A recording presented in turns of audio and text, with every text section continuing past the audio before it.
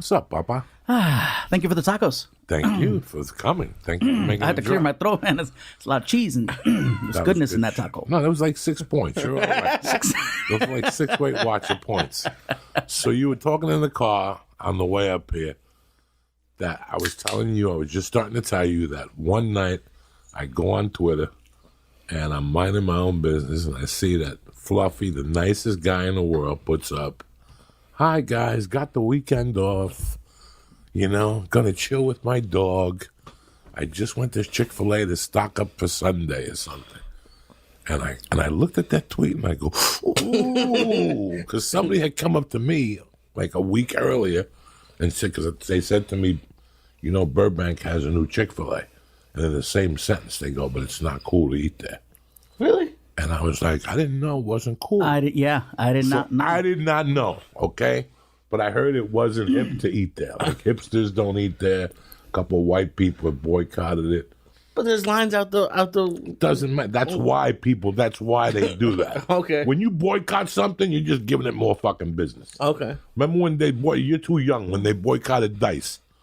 Oh, He went from Madison Square Garden to Arena. You ban him from MTV, and exactly, he's selling out MSG. He's selling out everything. So it's a weird psychology to it. You know, when the guy from the Celtics snorted the coke and he died, Lenny Bias. the next day everybody had cocaine that killed Lenny Bias. Everybody wanted the cocaine that killed Lenny Bias. It just killed the motherfucker. But you are the nicest, sweetest guy in the world. G-rated comedy. You do like a fucking 5:30 in the afternoon for grandmothers. You wrote the most innocent tweet in the world. And I included a photo of my dog. I basically said I was gonna go get my little nugget some nuggets. And yes, without knowing, I had posted at Chick-fil-A. Because here's my thing: is anytime I'm eating somewhere, I'm doing something, and it's organic, I love to put the handle. So in case the company does see it, they know that I'm a legit fan of their product or whatever it is, and I'm not asking for anything. But hey, should they send some free gift cards? I'm not going to say no to it. I've gotten some amazing sponsorship by just being, real with something. If I'm a fan of something, I let people know. And so, yeah, I posted a picture of my little chihuahua, and I'm going to go get the little some nuggets from Chick-fil-A. And next thing you know, I even saw a motherfucker that said, "I'm not following you no more." Oh, like something about throwing your CDs away. Really? I'm like, my God. In all sincerity, I had why would I intentionally try to destroy myself by putting something up? I did not know. I tell people I'm more hungry than woke. Okay? I am more hungry than woke. I'm sorry I'm not as hip to everything, and I did not know. I know now. You got static for about 3 days. Yeah, bro. It was bad. It was bad. And I'm bad. like, oh my God, I wrote a tweet about sucking the ink out of Miss Obama's pussy.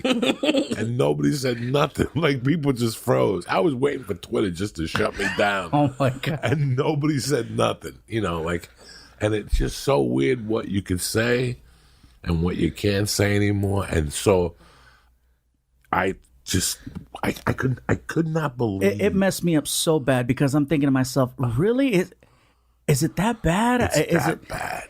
And I watch someone like Chappelle, who I think is a comedy genius, and then he'll go up there and some of the things he talks about are very controversial and clearly rub people the wrong way, but yet still selling out. So he just won a Grammy. Before that, he won some other Peabody. I forget what award he won. Yes. So really, he can get away with pushing the envelope to the next level. But I put an innocent tweet where there's a fat dude talking about chicken nuggets. I think you know where my mind was at. And I caught so much flack. What was the worst? Oh, I was getting people saying, "Yeah, we're going to boycott your show." I was getting people saying, "How could you? We thought more of you than this." Now, do you know the reason behind all this? I know now. What is it? What did you hear? That I guess Chick-fil-A was paying. They were donating money to organizations that were against the gay community. There was that they were supporting. What is it, to try to keep them try to straighten out the way that they think, supposedly. I don't know. They were donating money to something that was against the gay community. I don't want to claim to know that I know exactly why, but I know it wasn't good. But do you think that it's on social media? Because I think like social media, they're not really angry, but they're just there, and because when Chappelle does it on stage, they'd have to like actually get onto Twitter. But if they're already on Twitter, do they think it's just fake anger? They're not really mad at you. Like if they saw you at Chick-fil-A, they'd probably be happy to see you. You know what? I've never been at a Chick-fil-A and had somebody be upset with me. If anything, they'd offer to buy my meal, which I think is cool. It's one of those things where I did not know, and like I said, I wasn't trying to stir anything up, but I think a lot of times, sometimes people want attention, and I think going after someone is probably the easiest way. I went to my wife. My wife is white, so I said, "Let me ask you a question. What's the deal with Chick-fil-A?" And she knows everything. You know what I'm saying? Like my wife knows everything white. And she's like, well, number one, their insurance doesn't cover women abortions. And number two, they don't like gay people. So I wrote a whole bit about it. But the funny thing about oh my God. Oh, I was going to tell you something I forgot. See, that's why you don't smoke pot and eat tacos before a podcast. I walk in, I'm like, what's with all the food? And I never say that. I walk in here, I'm like, there's food everywhere. This is nice to have you here. It's good to see you.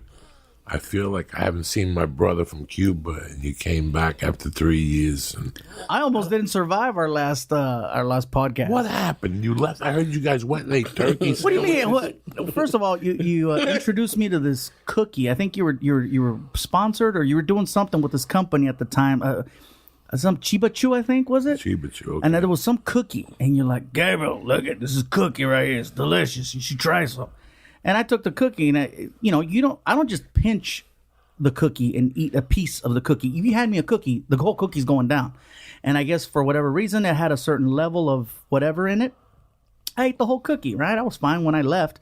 And when I got on the 5, man, I've never been more grateful for traffic in my life, because I drove about 8 miles an hour the whole way home. It hit me on the 5. I thought you guys stopped and got something to eat. Man, no. Oh. No, that cookie. Ooh. That's like, you go, Joe Diaz podcast. I ain't eating no more cookies. No, I don't. No, and I got people to drive now. And that's why I said I no more cookies, because I know you were scared for a long time. I was so scared. Like, I was go on over there. I'm not going to go over there to get tortured. I'm not going to go over there. I don't blame you, man. That cookie, though, wow. Sounds like the SoCon cookies we were eating. Did it have frosting on top of it? I don't remember. I just remember I ate a whole cookie. Because you guys were looking at me like that look when like you wasn't supposed to eat the whole cookie, because you knew what the future held for me. We're going in like fucking Marines. You understand me? Welcome to church, motherfucker.